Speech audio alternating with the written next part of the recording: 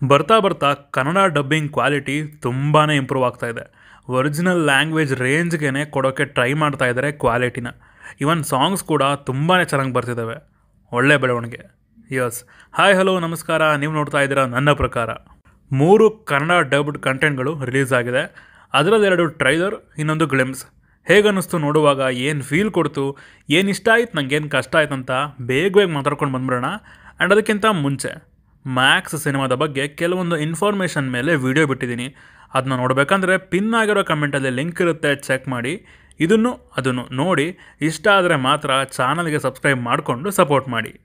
First Hanuman Kannada trailer ಕಡೆ ಬರೋಣ. ನಮ್ಮ ಇಂಡಿಯನ್ ಮೈಥಾಲಜಿ ಬೇಸ್ ಆಗಿಡ್ಕೊಂಡು ಒಂದು ಇಡೀ ಸಿನಿಮ್ಯಾಟಿಕ್ ಯೂನಿವರ್ಸ್ನ ಕ್ರಿಯೇಟ್ ಮಾಡಿದ್ದಾರೆ ಪ್ರಶಾಂತ್ ವರ್ಮಾ ಅವರು. ಈ ಥಾಟ್ ಏನಿದೆ, ಇದೇ ತುಂಬ ಇಷ್ಟ ಆಯ್ತು ನನಗೆ. ನಮ್ಮಲ್ಲಿ ಸೂಪರ್ ಹೀರೋ ಕಥೆಗಳನ್ನು ಮುಟ್ಟು ಬಂದಿರೋ ಸಿನಿಮಾಗಳು ಬೆರಳೆಣಿಕೆ ಅಷ್ಟು. ಅಂಥದ್ರಲ್ಲಿ ಇವರು ಒಂದು ಇಡೀ ಸಿನಿಮ್ಯಾಟಿಕ್ ಯೂನಿವರ್ಸ್ನೇ ಕ್ರಿಯೇಟ್ ಮಾಡ್ತಿದ್ದೀನಿ ಅಂತ ಹೇಳಿ ಆಲ್ರೆಡಿ ಅದರಲ್ಲಿ ಬರೋ ಒಂದು ಮೇನ್ ಕ್ಯಾರೆಕ್ಟರ್ ಮೇಲೆ ಸಿನಿಮಾನ ಮಾಡಿ ಹೆವಿ ಕಾಂಪಿಟೇಷನ್ ಮಧ್ಯ ರಿಲೀಸ್ ಮಾಡೋಕ್ಕೆ ರೆಡಿಯಾಗಿದ್ದಾರೆ. ಟ್ರೈಲರ್ ಕ್ವಾಲಿಟಿ ಮಾತ್ರ ಅಲ್ಟಿಮೇಟ್ ಅಂತೀನಿ.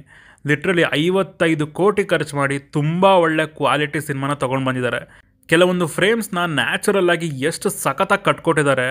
ಆ ಆಂಜನೇಯನ ವಿಗ್ರಹ ಇರೋ ಫ್ರೇಮ್ಸ್ ಎಷ್ಟು ಕ್ರೇಜಿಯಾಗಿ ಬಂದಿವೆ ಅಂದರೆ ಬಿಗ್ ಸ್ಕ್ರೀನ್ ಮೇಲೆ ಪಕ್ಕಾ ಜಬರ್ದಸ್ತಾಗಿ ಕಾಣಿಸುತ್ತೆ. ಆ ಒಂದು ಚೇಸಿಂಗ್ ಸೀಕ್ವೆನ್ಸ್ ಬಂತು ಚಿರತೆ ಜೊತೆ ಹೀರೋ ಓಡೋದು, ಅಲ್ಲೊಂದು ಸ್ವಲ್ಪ ಬೆಟರ್ ಆಗಿರ್ಬೋದಿತ್ತು VFX ಅಂತ ಅನ್ನಿಸ್ತು. ಬಿಗ್ ಸ್ಕ್ರೀನ್ ಮೇಲೆ ಅದು ಚೆನ್ನಾಗಿ ಕಾಣಿಸ್ಬೋದು ಅಂತ ಅಂದ್ಕೊಂಡಿದ್ದೀನಿ. ನಾವುಗಳು ಬೇರೆ ಫಾರಿನ್ ಲ್ಯಾಂಗ್ವೇಜ್ ಸೂಪರ್ ಹೀರೋ ಸಿನಿಮಾಗಳನ್ನು ತುಂಬ ನೋಡಿದ್ದೀವಿ. ಅದರ ಟೆಂಪ್ಲೇಟ್ ಹೇಗಿರುತ್ತೆ ಅಂತಲೂ ಗೊತ್ತು ನಮ್ಮೆಲ್ರಿಗೂ. ಆ್ಯಂಡ್ ಇಲ್ಲೂ ಅದೇ ಫಾಲೋ ಆಗಿದೆ. ಇಡೀ ಜಗತ್ತನ್ನೇ ಕಂಟ್ರೋಲ್ ಮಾಡೋ ತಾಕತ್ತಿರುವಂತಹ ಒಂದು ಸೂಪರ್ ಪವರ್ ಇರುತ್ತೆ, ಅದೊಂದು ಜಾಗದಲ್ಲಿರುತ್ತೆ. ಅದನ್ನು ವಿಲನ್ ತನ್ನ ಸ್ವಂತ ಮಾಡ್ಕೊಳ್ಳೋಕ್ಕೆ ಬರೋದು, ಅದನ್ನು ತಡೆಯೋ ಹೀರೋ. ಆ ಒಂದು ಪ್ರಾಸೆಸ್ಸಲ್ಲಿ ಅವನು ಒಂದು ಸೂಪರ್ ಹೀರೋ ಆಗ್ತಾನೆ, ಇಲ್ಲ ಆಲ್ರೆಡಿ ಸೂಪರ್ ಹೀರೋ ಆಗಿರ್ತಾನೆ. ಇದಿಷ್ಟನ್ನು ಎಂಗೇಜಿಂಗ್ ಆಗಿ ಹೇಗೆ ಹೇಳ್ತಾರೆ ಅಂತ ನೋಡೋಕ್ಕೆ ನಾನು ಕಾಯ್ತಾ ಇದ್ದೀನಿ. Next captain Miller. ಧನುಷ್ ಹಾಗೂ ಶಿವಣ್ಣ ಅವರು ಆ್ಯಕ್ಟ್ ಮಾಡಿರೋ ಸಿನಿಮಾ. ಜೈಲರಿಂದ ಶಿವಣ್ಣ ಅವರಿಗೆ ಸೌತ್ ಇಂಡಿಯಾ ಫುಲ್ ಒಂದು ಬೇರೆ ಲೆವೆಲಲ್ಲೇ ಕ್ರೇಜ್ ಕ್ರಿಯೇಟ್ ಆಗಿದೆ. ಈ ಫಿಲ್ಮಲ್ಲಿ ಅವರ ಪರ್ಫಾರ್ಮೆನ್ಸ್ಗೆ ಎಷ್ಟು ಸ್ಕೋಪ್ ಇದೆ, ಅವರ ಸೀನ್ಸ್ಗಳು ಹೇಗೆ ಬಂದಿರುತ್ತೆ ಅಂತ ನೋಡೋದೇ ಒಂದು ಮೇಜರ್ ಕಾರಣ ಈ ಸಿನಿಮಾನ ನೋಡೋಕ್ಕೆ. ಇನ್ನೊಂದು ಮುಖ್ಯ ಕಾರಣ ಏನಂದರೆ ಅರುಣ್ ಮಾದೇಶ್ವರನ್. ವಾಯ್ಲೆಂಟ್ ಸಿನಿಮಾಗಳನ್ನು ಇಷ್ಟಪಡೋರು ನೀವಾದರೆ ಇವರ ಸಿನಿಮಾಗಳನ್ನು ಟ್ರೈ ಮಾಡಿ, ಕ್ರೇಜಿ ಆಗಿರುತ್ತೆ. ಪ್ರೀ ಇಂಡಿಪೆಂಡೆನ್ಸ್ ಪೀರಿಯಡಿಕ್ ಡ್ರಾಮಾ ಇದು. ಮೇಯ್ನಾಗಿ ಕ್ಯಾರೆಕ್ಟರ್ ಡ್ರೈವನ್ ಫಿಲ್ಮ್ ಇದಾಗಿರುತ್ತೆ ಅಂತ ನಂಗೆ ಅನ್ನಿಸ್ತಾ ಇದೆ. ಧನುಷ್ ಅವರ ಕ್ಯಾರೆಕ್ಟರಲ್ಲಿ ಸುಮಾರು ವೇರಿಯೇಷನ್ಸ್, ಎಮೋಷನ್ಸ್ ಇದೆ. ಇವನ್ ಶಿವಣ್ಣ ಅವ್ರ ಕ್ಯಾರೆಕ್ಟರಲ್ಲೂ ಕೂಡ. ಆ್ಯಕ್ಚುಲಿ ಇದು ಒಂದು ಫ್ರ್ಯಾಂಚೈಸ್ ಆಗಿ ನಿಲ್ಲೋ ಸಾಧ್ಯತೆ ಇದೆಯಂತೆ, 3 ಪಾರ್ಟ್ಸ್ಗಳಾಗಿ. ಅಕಸ್ಮಾತ್ ಈ ಸಿನಿಮಾ ಹಿಟ್ಟಾದರೆ ಅದಾಗುತ್ತೆ, ಇಲ್ಲಾಂದರೆ ಆ ಐಡಿಯಾನ ಅಲ್ಲಿಗೆ ಬಿಡ್ಬೋದು ಅಂತ ಅನಿಸುತ್ತೆ. ಟ್ರೈಲರ್ ಕಟ್ಟಲ್ಲಿ ಆ BGMನ ಸೀನ್ಸ್ಗೆ ಸಿಂಕ್ ಮಾಡಿದ ರೀತಿ ಸಖತ್ತಾಗಿತ್ತು. ಶಿವಣ್ಣ ಅವರ ಕ್ಯಾರೆಕ್ಟರ್ನ ಸರ್ಪ್ರೈಸ್ ಆಗಿ ಇಟ್ಟಿದ್ದಾರೆ. ರಿಪೀಟೆಡ್ ಆಗಿ ತೋರಿಸೋ ಥರ ತೋರಿಸ್ದೇ ಇರಲಿ ಆ ಕ್ಯಾರೆಕ್ಟರ್ನ. ಹೀರೋಗೊಬ್ಬ ಅಣ್ಣ, ಅವನ್ನ ವಿಲನ್ ಸಾಯಿಸೋದು, ಆಮೇಲೆ ರಿವೆಂಜ್. ಬಡ ಇದನ್ನ ಸುಮಾರು ಕಡೆ ನೋಡಿದ್ದೀವಿ. ಹೀರೋಯಿನ್ ಪ್ರಿಯಾಂಕಾ ಅವ್ರಿಗೂ ಈ ಸಿನಿಮಾದಲ್ಲಿ ಪರ್ಫಾರ್ಮ್ ಮಾಡೋಕ್ಕೆ ಒಂದೊಳ್ಳೆ ಚಾನ್ಸ್ ಸಿಕ್ಕಿದೆ. ಈ ಸಿನಿಮಾದಲ್ಲಿ ಹೈಲೈಟ್ ಆಗೋ ರೇಂಜ್ಗೆ ಇರಲಿ ಅವರ ಪರ್ಫಾರ್ಮೆನ್ಸ್ ಅಂತ ಕೇಳ್ಕೊತೀನಿ. ನಾನು ಈ ಸಿನಿಮಾದಿಂದ ಒಂದು ಸ್ಟ್ರಾಂಗ್ ಆಗಿರೋ ವೈಲೆನ್ಸ್ ಜೊತೆಗೆ ಅದಕ್ಕೆ ಬ್ಲೆಂಡ್ ಆಗಿರೋ ಎಮೋಷನ್ಸ್ನ ನೋಡೋಕ್ಕೆ ಕಾಯ್ತಾ ಇದ್ದೀನಿ. ಈ 2 ಸಿನಿಮಾಗಳು ಸಂಕ್ರಾಂತಿಗೆ ಕನ್ನಡದಲ್ಲೂ ರಿಲೀಸ್ ಆಗ್ತಾ ಇದೆ. ನೋಡಬೇಕಂತ ಇದ್ದರೆ ಕನ್ನಡದಲ್ಲಿ ಅವೈಲಬಲ್ ಇದ್ದರೆ ಹೋಗಿ ನೋಡಿ, ಇಲ್ಲ ಕಾಟೇರ ಸ್ಟ್ರಾಮ್ ಇನ್ನೂ ಇದೆ, ಅದನ್ನ ನೋಡಬೇಕಂತ ಇದ್ದರೆ ನೋಡಿ.